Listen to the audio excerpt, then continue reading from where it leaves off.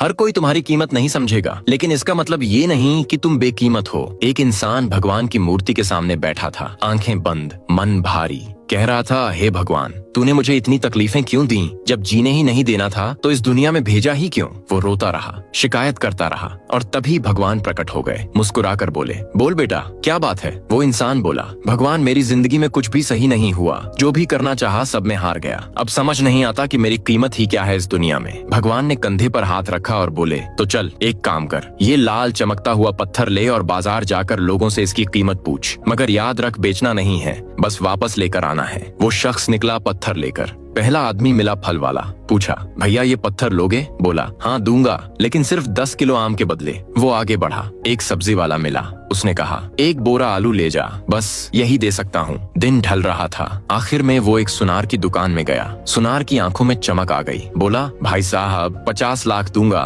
बस ये पत्थर दे दो। वो हैरान हो गया। कुछ देर पहले तो कोई 10 किलो आम दे रहा था, अब 50 लाख। लेकिन उसने मना कर दिया, कहा, बेचना नहीं है। सुनार ने सोचा, सौदा बढ़ाओ। कहा, चलो 1 करोड़ देता हूँ।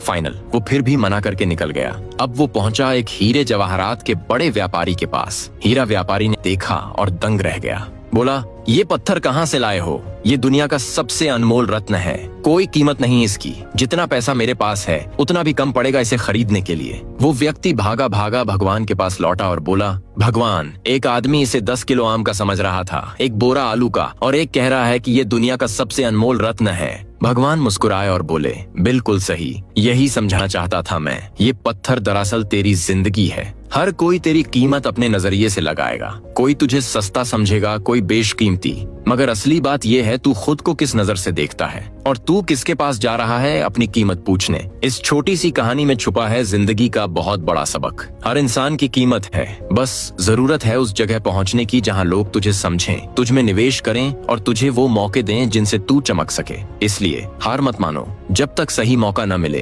तब तक खुद को बेचना मत, क्योंकि तुम कोई आम चीज नहीं हो, तुम खुदा का दिया हुआ एक अनमोल रत्न हो। अगर ये कहानी आपके दिल को छू गई हो तो ग्रिप स्टोरी पेज को फॉलो करें और कमेंट में बताएं आपको इससे क्या सीख मिली। बोलो जोर से, हर हर महादेव।